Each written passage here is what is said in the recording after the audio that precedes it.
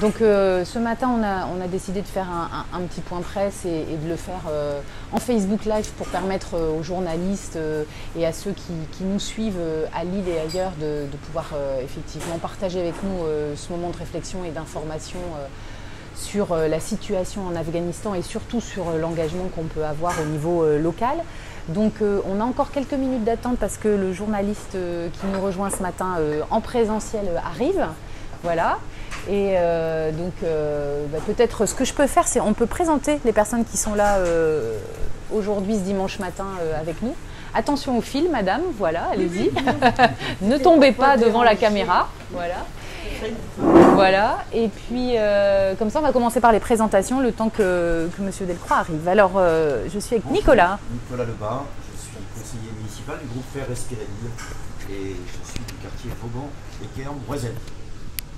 Bonjour à tous, je suis Ingrid Bruland, je suis conseillère municipale de la ville de Lille, conseillère à la MEL également, et j'habite Oisem. Bonjour, Joëlle Dorchy, je suis conseillère de quartier du centre LM et ambassadrice du club d'hôtes Airbnb. Bonjour, je m'appelle Florent Thieffry, président du groupe Faire Respirer LM. Bonjour, je m'appelle Victoria Godefroy-Béra, je suis conseillère communale pour Faire Respirer l'Homme et chef de file de Faire Respirer l'Homme. Bonjour, Marie Libert, je suis en charge du collectif et pendant ce temps-là le Tampax. Voilà, donc hop, la petite technique. En fait, aujourd'hui, on est donc élu lillois, élu d'ELEM, élu de l'Homme, conseiller de quartier et membre actif du collectif Faire Respirer Lille, puisqu'on s'est réunis au regard de ce qui se passe en Afghanistan et on a souhaité, comme on le fait à chaque fois qu'il y a des situations de crise qui mobilisent la solidarité locale, on a souhaité travailler ensemble, malgré les vacances en visio ou en présentiel, pour pouvoir proposer des actions aux Lillois et compléter en fait l'action que la mairie de Lille a annoncée cette semaine bien à propos. On va encore attendre 2-3 minutes. Voilà, il arrive dans quelques minutes. 5 bonnes minutes, on peut commencer néanmoins. Après, je pense que pour le dimanche matin, on peut attendre. Hein, on peut attendre. Peut-être vous raconter nos vacances. Non, non. Peut-être dire que, bon, très sérieusement, en fait, le collectif Faire Respirer Lille, effectivement, on a les uns les autres pu prendre des vacances. Donc, on a une pensée pour ceux qui sont partis en vacances et qui ont pu prendre un peu de repos après une période assez difficile des confinements successifs et quand même dans l'angoisse de ce qui va se passer à cette rentrée.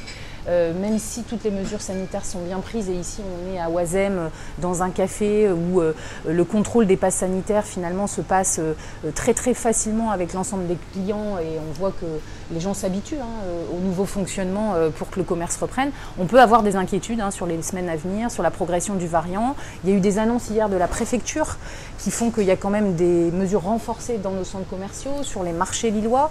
Donc on se sent effectivement sous vigilance importante dans notre région. Et puis malgré cela, eh bien, nous préparons la rentrée. Donc nous sommes à bientôt, enfin à peu près 1 an d'action du groupe Faire Respirer Lille au conseil municipal. Bientôt on reviendra vers les Lillois de façon assez large pour présenter en fait le bilan de ces actions d'1 an d'opposition municipale au sein du conseil municipal de Lille, l'Homme et l'EM. Une opposition qu'on a promise constructive et exigeante et je pense que nous avons tenu nos engagements auprès des Lillois. Ça demande beaucoup de travail parce qu'on a tous des occupations personnelles et professionnelles qui font qu'être élu demande aussi un engagement de tout instant, d'être à l'écoute de Lillois qui nous sollicitent pour les aider sur une situation personnelle ou professionnelle, d'être à l'écoute de l'actualité et pouvoir être actif dans notre ville et puis pouvoir finalement dialoguer avec le maire de Lille et les adjoints lillois sur les dossiers qui nous ont tenus à cœur tout au long de la construction de ce projet que nous avons construit ensemble. Et aujourd'hui, sur finalement l'accueil des réfugiés à Lille dont on va parler, on est vraiment dans l'ADN de Faire Respirer Lille aussi, c'est rassembler des femmes et des hommes au-delà des politiques partisanes, autour des situations des personnes qui sont les plus fragiles. Et dans l'ADN de Faire Respirer Lille parce que le sujet des réfugiés et de l'accueil des migrants à Lille a été un sujet que nous avons très sérieusement travaillé pendant la campagne municipale. Ingrid y reviendra tout à l'heure, depuis 2019, sur lequel aussi nous avons pris des positions claires après des échanges avec Alain Régnier et avec les acteurs du territoire. Voilà donc une rentrée qui commence aujourd'hui de façon un peu rapide, puisque la situation l'exige, et en même temps on est tous au rendez-vous. Voilà.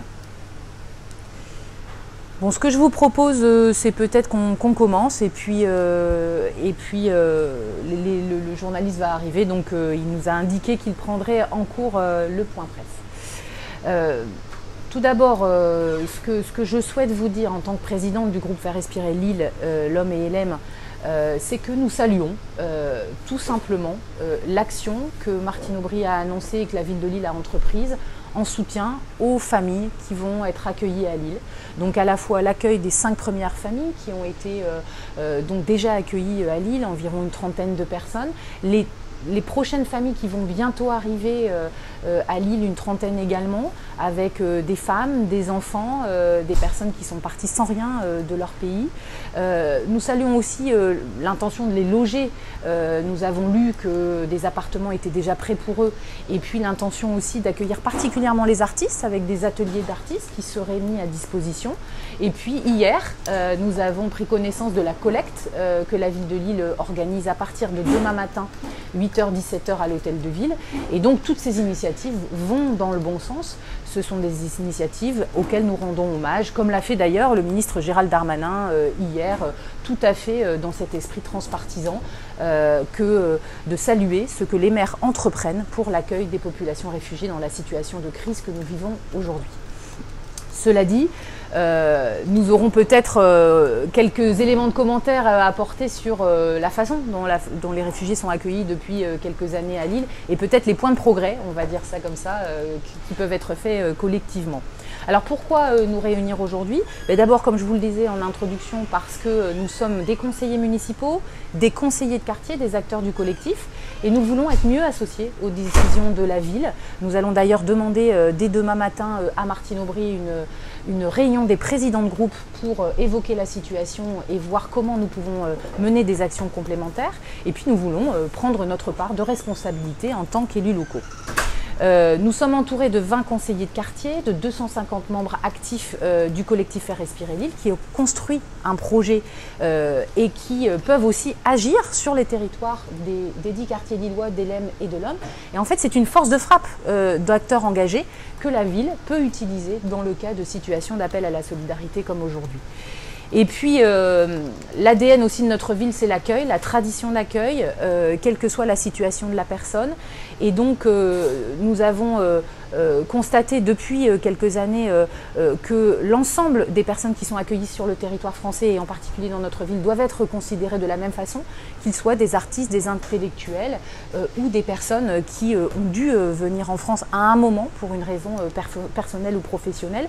Et nous sommes vigilants, et nous voulons continuer d'être vigilants, à l'accompagnement durable de ces populations. C'est-à-dire que ce n'est pas seulement aujourd'hui l'urgence qui nous préoccupe, mais aussi comment dans le temps, pour les familles, les enfants, l'apprentissage du français, avec le tissu associatif qui est extrêmement mobilisé en première ligne, nous allons pouvoir travailler avec la majorité municipale pour construire une politique durable d'accueil des réfugiés. Juste un mot peut-être, voilà, Mathieu Delcroix, asseyez-vous, je vous en prie. Voilà. Oui, il y a de la place là. Oui, on filme en même temps. Mais vous pouvez passer, bien sûr, bien sûr. On filme entre nous, hein, c'est dimanche matin, ça va. C'est vrai, c'est diffusé ou pas? Oui, si, voilà. Bonjour. Je faisais juste l'introduction, on a attendu un petit peu. Voilà. On va demander un café quand... Voilà. Donc voilà, je commençais par saluer, on a présenté les personnes qui sont là, saluer l'action de la ville de Lille, donc que ce soit l'accueil des familles effectuées, les personnes qui vont bientôt arriver, qui continuent d'être accueillies, les appartements qui sont prêts et mis à disposition, les ateliers d'artistes aussi, nous l'avons lu dans la presse, qui vont pouvoir être mis à disposition des artistes, et puis la collecte que nous avons vu se lancer hier de 8h à 17h à l'Hôtel de Ville, on y reviendra. Toutes ces actions auxquelles d'ailleurs a rendu hommage Gérald Darmanin, le ministre de l'Intérieur, les maires qui se mobilisent pour accueillir les populations aujourd'hui, eh bien nous, en tant que groupe Faire Respirer Lille, nous saluons cette action du maire de Lille et de la municipalité. Donc, pourquoi aujourd'hui on veut se mettre en mouvement, en action? Parce qu'on a un collectif de conseillers municipaux, conseillers de quartier et de membres actifs d'environ 250 personnes à Lille qui sont facilement mobilisables parce qu'ils sont vigilants aux situations d'urgence et de solidarité.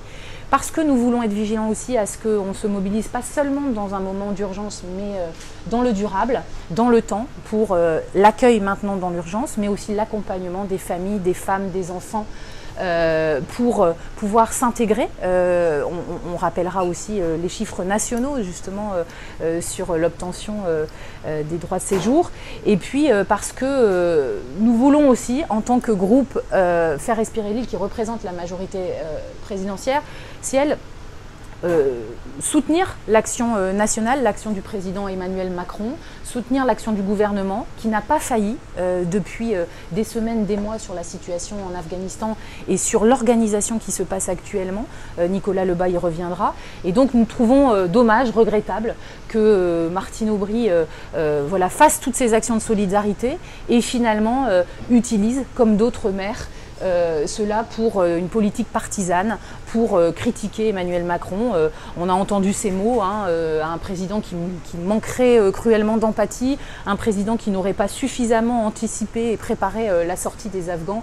Eh bien, je crois que là, Martine Aubry n'a pas de leçon à donner. On y reviendra sur ce qui est fait dans la ville et que aujourd'hui, nous sommes là, nous, représentants des différents mouvements de la majorité présidentielle, pour défendre l'action du président de la République et du gouvernement. Alors à Lille, rappelons simplement qu'entre 2015 et 2018, il y avait 150 migrants, dont la majorité étaient mineurs, qui étaient au parc des Olieux, à Lille-Moulin, et qu'à ce moment-là, la ville de Lille s'en est pas beaucoup émue. Il y avait une forte mobilisation associative et pourtant, par exemple, les conseillers de quartier de Moulins, et nous en connaissons plusieurs, n'ont absolument pas été associés ni mobilisés pour pouvoir participer à des actions de solidarité avec ces personnes. En 2016, vas-y, passe le petit café. Tu fais ça bien, hein, Florian, tu fais ça bien. En 2016, l'injonction du tribunal administratif pour que la MEL, la ville de Lille, le département et l'État trouvent une solution était restée lettre morte. Et puis les Olieux ont été remplacés par le 5 étoiles. Et vous vous souvenez, c'est à ce moment-là, au moment de l'évacuation, que nous avons pris une position assez forte sur le sujet. Le tribunal administratif avait dû insister pour que la ville de Lille accorde au minimum des toilettes et un point d'eau. Parce que naturellement, Martine Aubry se refusait à accorder cette aide financière sur un squat dont les conditions d'hygiène et d'accueil étaient bien en dessous de ce que les droits humains nécessitent. Et puis, le tribunal avait demandé au service communal d'hygiène et de santé d'établir un rapport sur la situation sanitaire et sur les risques et procéder mise à l'abri des occupants. Et tout ça était resté lettre morte. Aujourd'hui, on a la même situation sur la friche Saint-Sauveur. On a aussi, rappelons-le, des camps de Roms. Ce n'est pas la même situation, mais ça existe quand même à Lille, qui sont là depuis des années, avec une mairie qui refuse très souvent d'installer toilettes et eau courante. Donc aujourd'hui, oui, il y a des choses à redire sur la façon dont la ville, dans le temps, gère l'accueil des personnes qui sont en difficulté.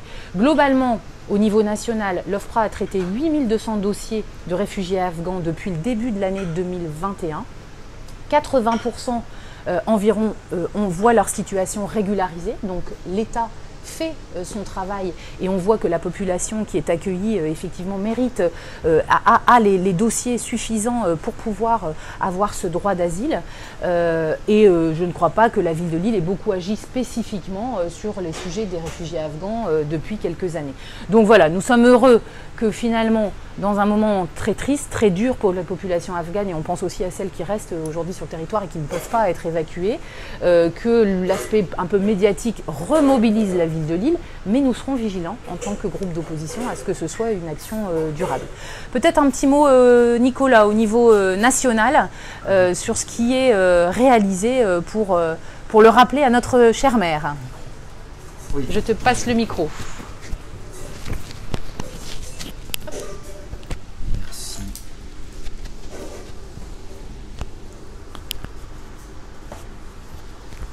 Merci.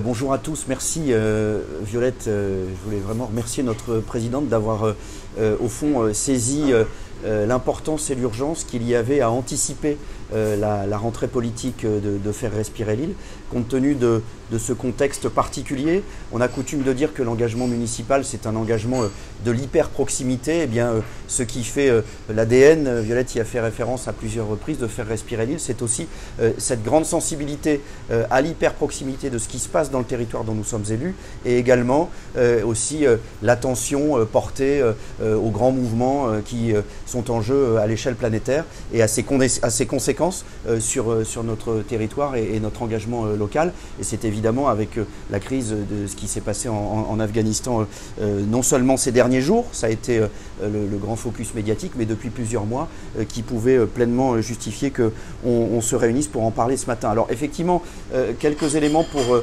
resituer les choses. Martine Aubry, Violette l'a parfaitement dit, a engagé des initiatives qui sont bienvenues et en même temps ne peut pas résister à la tentation permanente chez elle de s'en servir également pour donner quelques coups de griffe ou quelques coups de patte sur celui ou celle qui exerce les responsabilités exécutives nationales à un moment donné. Elle le fait aujourd'hui avec Emmanuel Macron, comme elle l'a fait avec tous les gouvernements avant elle, en tout cas les gouvernements auxquels elle n'appartenait pas. Et donc je voudrais simplement lui rappeler quelques éléments factuels. En effet, dès son allocution du 16 août, le président Macron s'était engagé à accueillir des Afghans menacés en raison de leur engagement, mais aussi, et c'est l'équilibre naturel de la responsabilité du président de la République, eh bien d'être attentif à anticiper d'éventuels flux migratoires irréguliers. Selon toute probabilité, ces premiers réfugiés vont bénéficier du droit d'asile et avant même l'arrivée des talibans très récentes au pouvoir, eh bien, c'était déjà quasiment systématiquement le cas en France.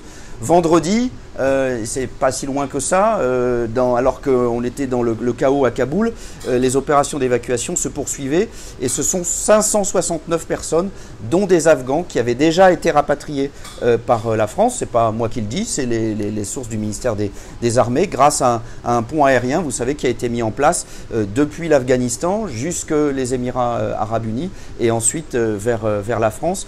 41 personnes ont ainsi atterri à Charles de Gaulle mardi, 209 mercredi, 216 jeudi et 103 vendredi. Le flux se poursuit. C'est une opération qui a été baptisée Apagan. Et cette opération mobilise 2 avions de l'armée de l'air entre Kaboul et la France. Là-dessus, je crois que tous les gens de bonne foi doivent reconnaître que le président de la République a été parfaitement clair. Le gouvernement, la France, sera aux côtés des alliés de la liberté et notre pays accueillera sur son sol celles et ceux dont la vie est menacée. Il l'a dit.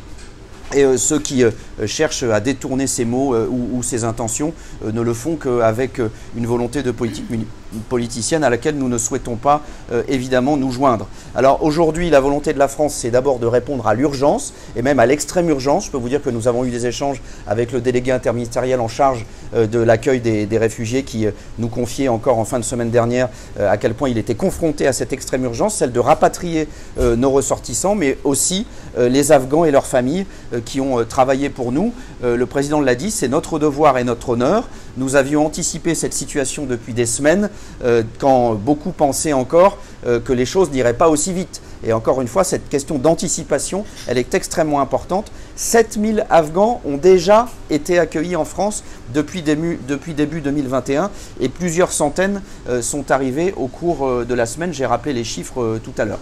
Alors voilà, je crois que cette mobilisation, elle n'est aujourd'hui pas contestable et il est pour nous essentiel, et c'est l'objet des propositions que nous allons formuler dans quelques instants, et bien que ce soit derrière cette volonté nationale, derrière ce pont aérien, un travail aussi d'accueil qui doit être réalisé dans les territoires, et que les élus et les élus locaux des territoires, et je sais qu'il y a parmi les maires du Nord beaucoup d'hommes et de femmes qui seront engagés à ce niveau, et bien assurent un accueil, une intégration et un véritable processus de prise en charge au sein de notre communauté nationale. C'est encore une fois un honneur et un devoir que nous leur devons.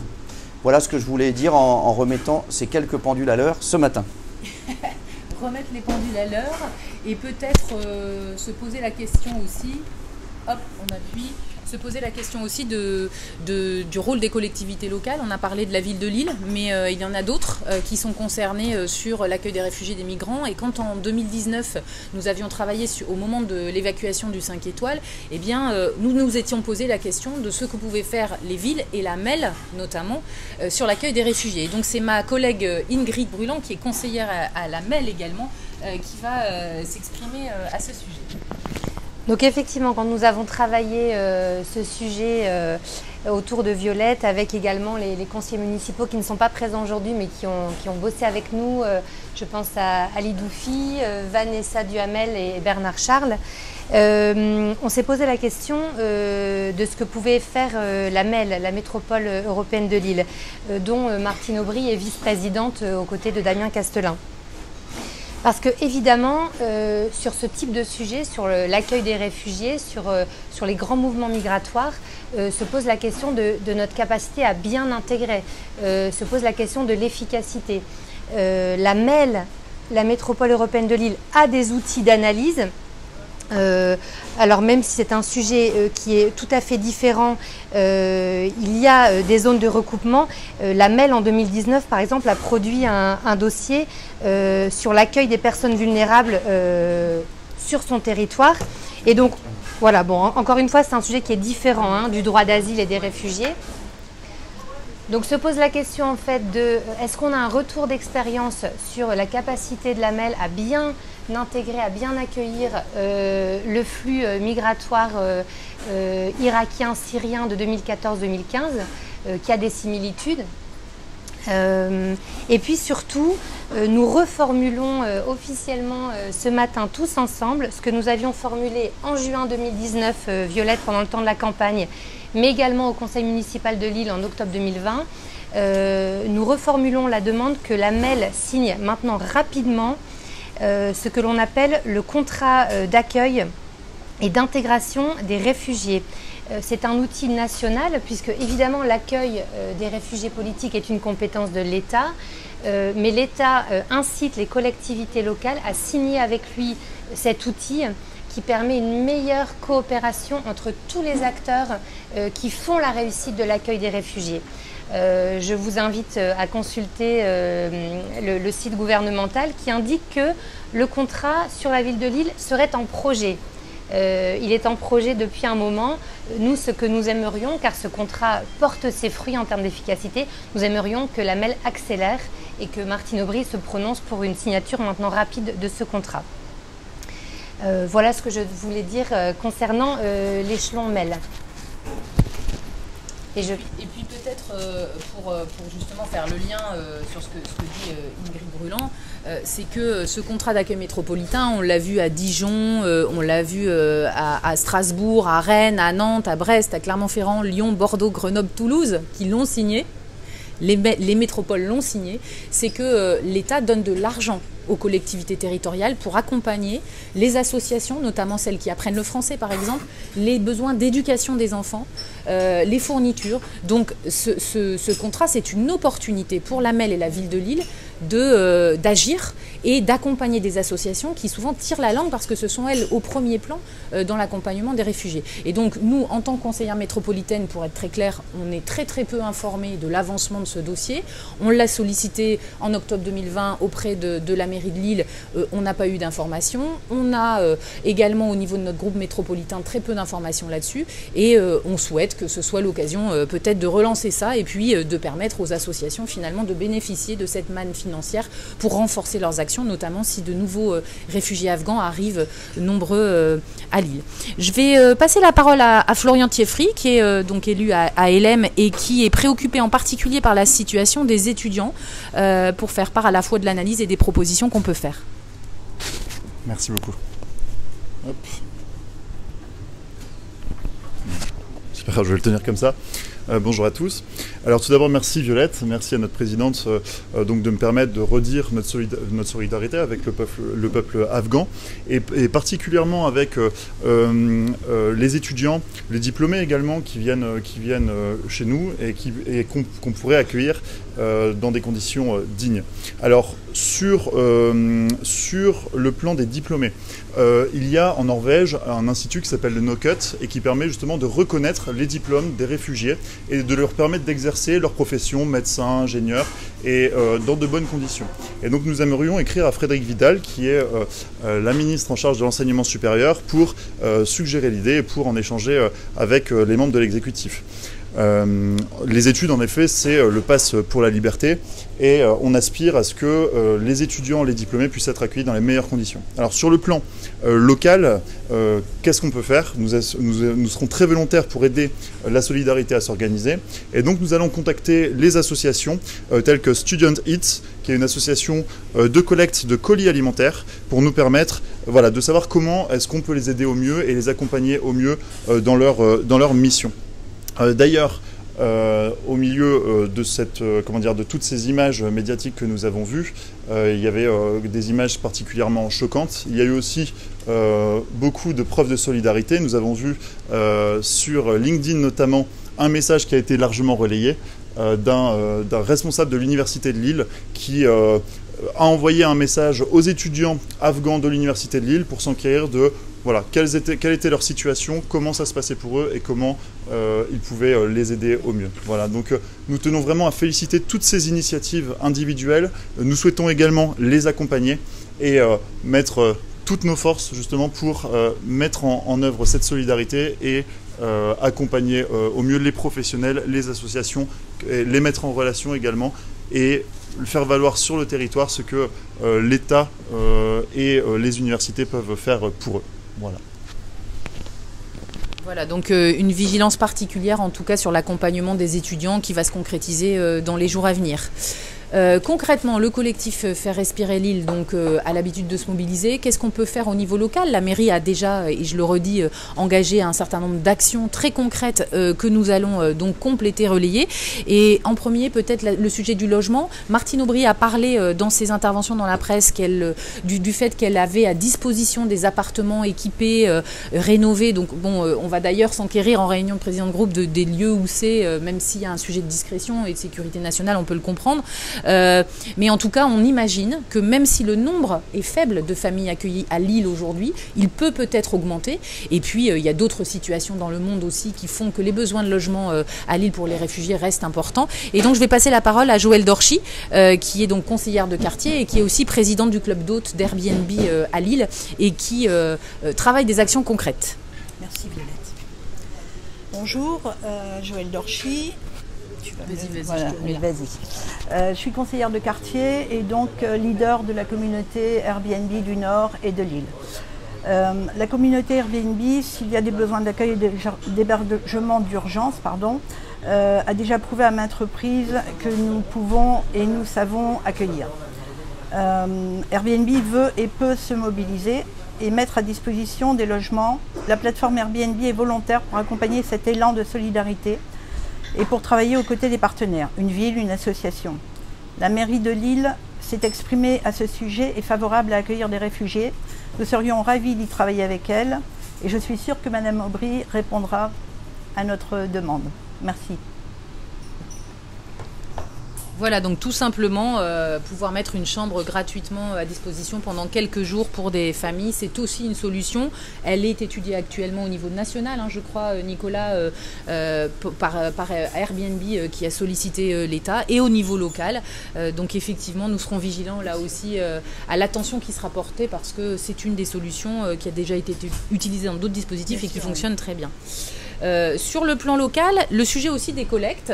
Nous avions fait des collectes de solidarité au moment de Noël qui avaient bien fonctionné. Et du coup, par rapport à la collecte de la ville de Lille, nous avons pensé à une action complémentaire. Je passe la parole à Victoria Godefrodt-Béra, qui est donc élue lomoise et présidente du groupe Faire respirer l'homme.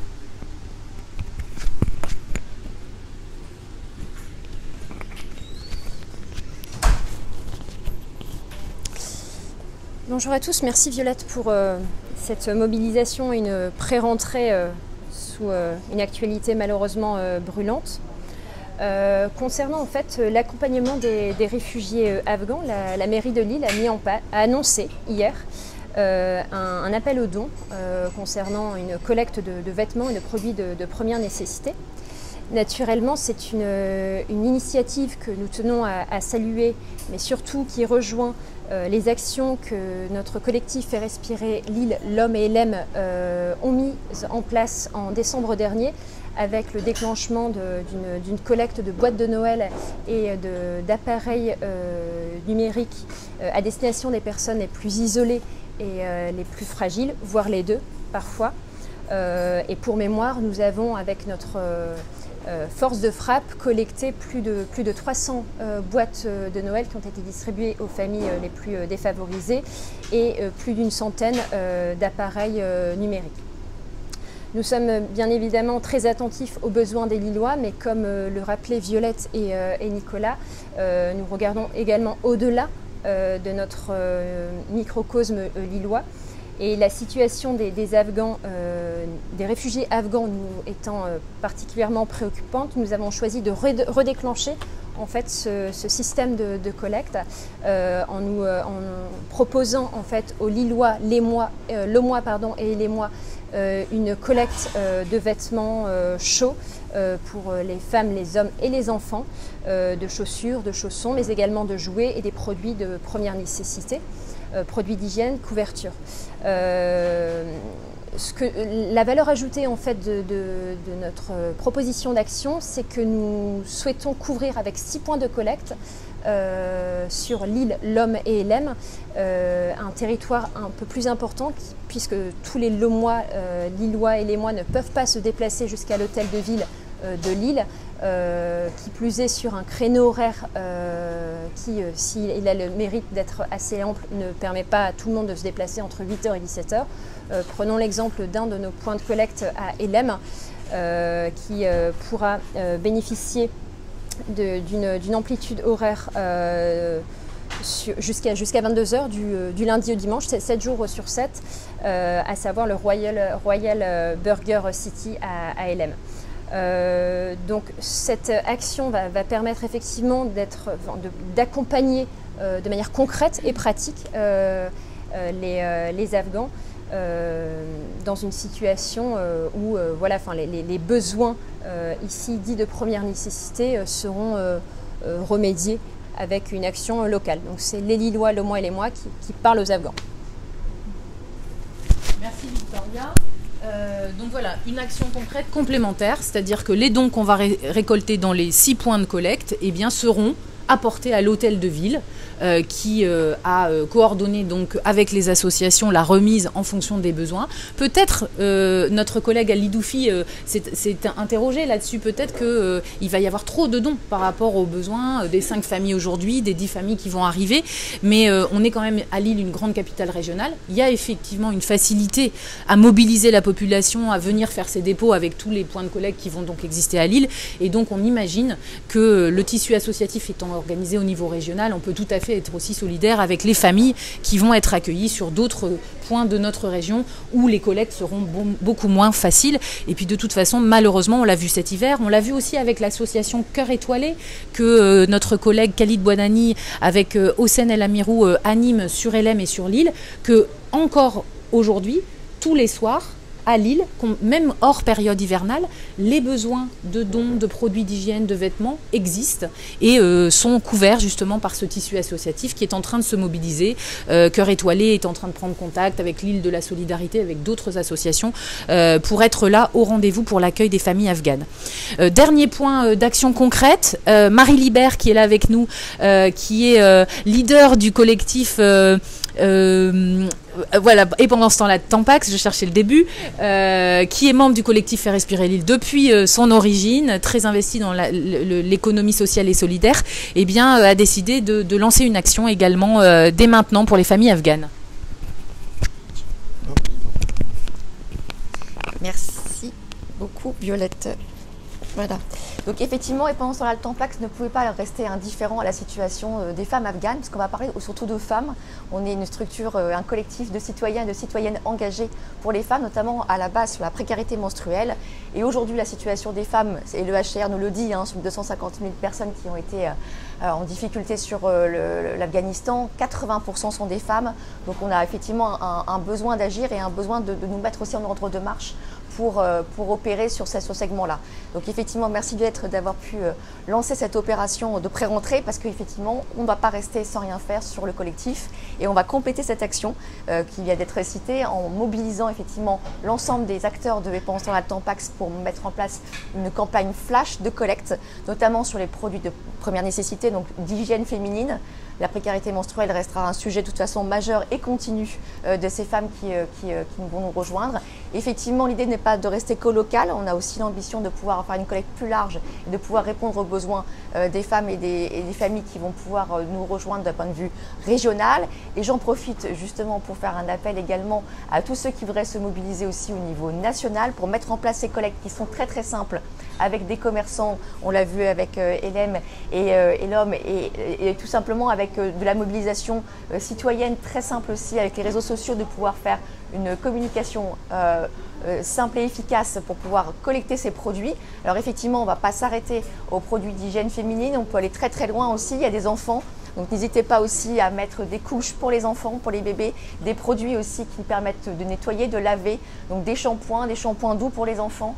N'hésitez pas aussi à vous mobiliser aussi sur ces produits-là qu'on oublie souvent, donc du gel douche, du savon, des produits d'hygiène féminine.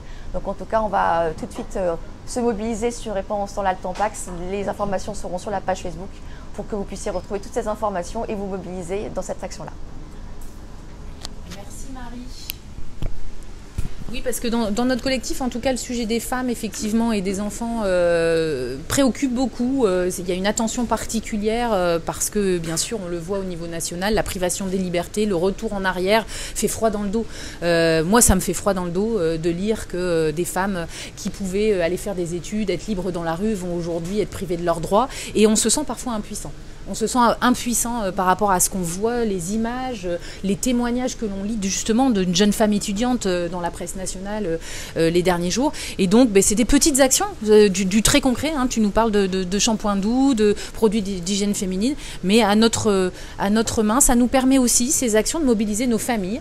Moi, je sais que, et on en a parlé avec Marie, autour de nous, nos familles, nos enfants, nos jeunes filles, eh bien, forcément, quand elles voient nous, maman, papa, s'investir politiquement pour le soutien aux familles afghanes et à l'accueil des réfugiés, eh bien ça les sensibilise, ça les questionne par rapport à l'actualité et la situation géopolitique aujourd'hui. Et c'est aussi notre rôle d'élus et de citoyens de sensibiliser. Et donc dernière chose peut-être en termes d'action, ma collègue Vanessa Duhamel n'est pas là, mais elle veut se rendre disponible auprès de Martine Aubry et elle va se manifester dès demain auprès d'elle parce que l'idée que nous avons sur le plan culturel, on a vu que les structures culturelles en France se mobilisent très très largement pour l'accueil des artistes afghans et en particulier à Lille puisque finalement c'est Maria Carmela Mini de l'Attitude Contemporaine qui est un peu le leader de ce mouvement et qui a impulsé cet accueil, cette solidarité pour les artistes en France et dans notre ville. Donc on est très fiers de ça, c'est très bien qu'à Lille on se mobilise et ce qu'on s'est dit en miroir, c'est qu'il était important que la population lilloise puisse aussi accéder aux clés de compréhension du débat de ce qui se passe actuellement, de la présence des talibans à Kaboul, du recul des droits des femmes et de tous les sujets qui nous sensibilisent. Et donc, on sait que la bibliothèque municipale de Lille dispose d'un grand fonds documentaire, photographique et vidéo sur la situation en Afghanistan et sur la culture afghane. Et il nous semblerait intéressant de suggérer lors de cette réunion de présidents de groupe que, je l'espère, nous aurons avec Martine Aubry, que nous puissions organiser une ou deux soirées projection de films, débat avec les Lillois. On peut aujourd'hui se réunir, on a l'auditorium du Palais des Beaux-Arts par exemple, avec la bibliothèque municipale, donc avec des moyens municipaux, à peu de frais. On peut organiser des temps d'échange avec bien sûr le tissu associatif pour que les Lilloises, les Lillois, et je reviens en particulier à nos jeunes, nos collégiens, nos lycéens, puissent ne pas rester indifférents à ce qu'il se passe aujourd'hui en Afghanistan. Donc voilà, Vanessa Duhamel se propose d'aider sur l'organisation de ces soirées débats. On verra bien si cette proposition requiert l'attention du maire de Lille, mais vous le voyez, nous sommes là, nous sommes à Lille et très mobilisés. Dernière chose, pour conclure, eh bien peut-être dire que on est fiers déjà de ce que les Lillois font, de ce que notre ville fait, de ce que les Lillois au quotidien font pour accompagner les familles, les étudiants, les femmes qui vont se retrouver dans notre ville et alentour et vont être déracinées. Il ne faut pas l'oublier, hein, ça va être très très violent et donc l'adaptation à notre pays, à notre ville doit être accompagnée. Donc fiers de notre ville, nous aimons notre ville, nous sommes fiers de cette tradition d'accueil du Nord qui vit là aujourd'hui avec ce qui se passe avec cette crise. Et puis peut-être rappeler qu'au-delà des dons en nature, la ville de Lille a mis en place une collecte financière avec la Fondation de Lille qui relaie la collecte nationale de la Fondation de France et qu'un des premiers moyens d'aider les Afghans, c'est de faire des dons à ces associations, aussi aux associations spécifiques comme Mères pour la paix qui sont en particulier dirigées vers l'attention aux femmes et aux jeunes filles en Afghanistan. Et puis peut-être une pensée triste et dure pour toutes les populations qui aujourd'hui ne peuvent pas fuir le pays. C'est-à-dire qu'aujourd'hui, on sait qu'on accueille une partie des réfugiés, tu l'as rappelé, avec les déclarations du président Emmanuel Macron. Et donc nous sommes fiers de le faire. Ils auront pour la majeure partie le droit d'asile et pourront s'installer durablement et peut-être faire vivre intellectuellement, culturellement l'Afghanistan en France. Mais il y a toute une partie de la population qui n'aura pas cette chance. Et donc nous avons une pensée solidaire pour ces femmes et ces hommes en Afghanistan. Voilà, donc pour ce qui est de nos actions, nous avons fini de les présenter. Vous avez peut-être une question complémentaire à l'un ou l'autre d'entre nous. Je rebondis sur la collecte de produits d'hygiène féminine et pour enfants. Est-ce que c'est les mêmes points de collecte que ceux qui seront mis à disposition à l'Hélène pour les vêtements ou est-ce que c'est d'autres points de collecte? Non, alors l'idée c'est vraiment de venir en complémentarité. Hein, voilà, on maille le territoire pour qu'effectivement les gens puissent très facilement donner. Donc naturellement, l'idée ce n'est pas d'avoir des points de collecte dédiés sur tel ou tel produit. On mutualise, on y va, c'est une action de force, c'est vraiment une task force pour mobiliser sur ces dons-là. Donc bien évidemment, si vous avez d'autres choses à donner, des vêtements par exemple, les points de collecte pendant le Tampax feront le job et transféreront. Voilà, on va être en solidarité par rapport à tous ces points-là et on sensibilise plus particulièrement sur la question des femmes et sur la question de l'hygiène féminine. Au sujet d'Airbnb, c'est les autres qui manifestent leur disponibilité, le fait qu'ils ont une chambre disponible pour quelques nuits, comment ça fonctionne? Oui, tout à fait. Depuis 2012, Airbnb a mis en place quelque chose pour justement tout ce qui est hébergement d'urgence.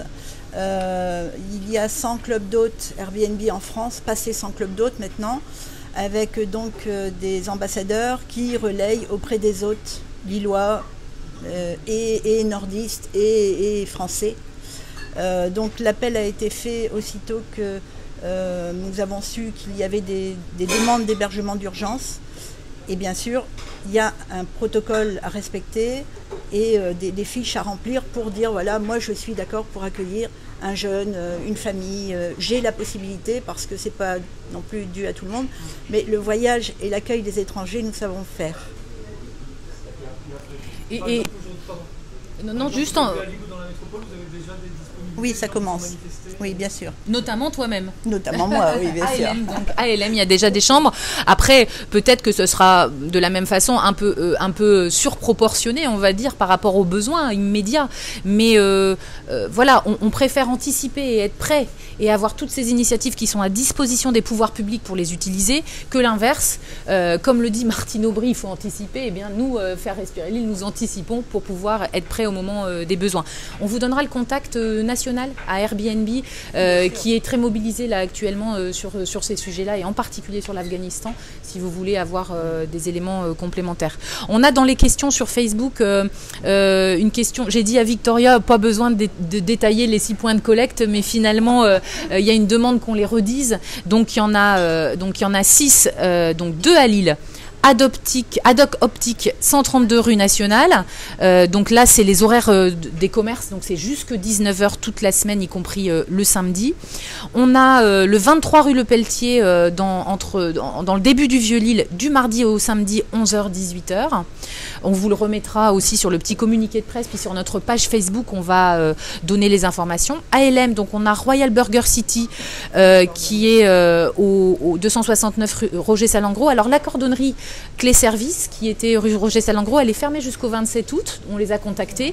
Mais à mon avis, la ville de Lille risque de prolonger son appel aux dons au-delà du 27 août. Donc il y avait aussi ce second lieu. Et à l'Homme, on a recontacté hier donc les 2 lieux laumois, un cabinet médical chez Monsieur de Ruyter et Jolie Caprice, qui est une boutique de mode qui est ouverte aux heures d'un commerce classique.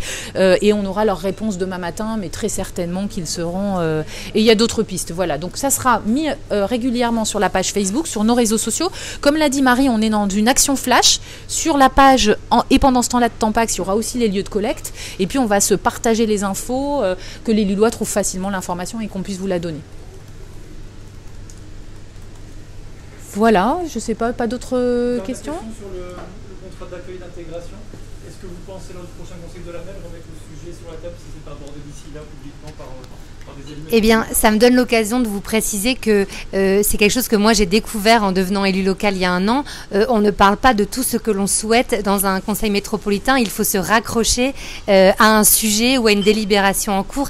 Mais il est évident que si le sujet est abordé même par un autre prisme, personnes vulnérables, question du logement, voilà, on essaiera évidemment de le redire. Ça, c'est pour la partie conseil métropolitain. Après, on va effectivement en reparler au sein de notre groupe Métropole Avenir, dont la présidente est Marie Tonnerre, puisque là, par le biais d'échanges avec, dans le cadre du bureau de la MEL ou même des échanges directs avec Damien Castelin, il y a peut-être moyen de faire avancer le sujet avant même le conseil officiel de la MEL. Voilà. Voilà, bon bah écoutez, merci beaucoup. Merci à ceux qui se sont connectés, journalistes ou intéressés par le sujet. Et puis on continuer d'être vigilants. N'hésitez pas aussi à nous solliciter, à nous écrire s'il y a des actions à mettre en place. Eh bien on est là, on est le 22 août et on est là aux côtés des personnes qui viennent d'Afghanistan et qui vont avoir besoin d'un soutien pour de longs mois et de longues années. Merci à tous.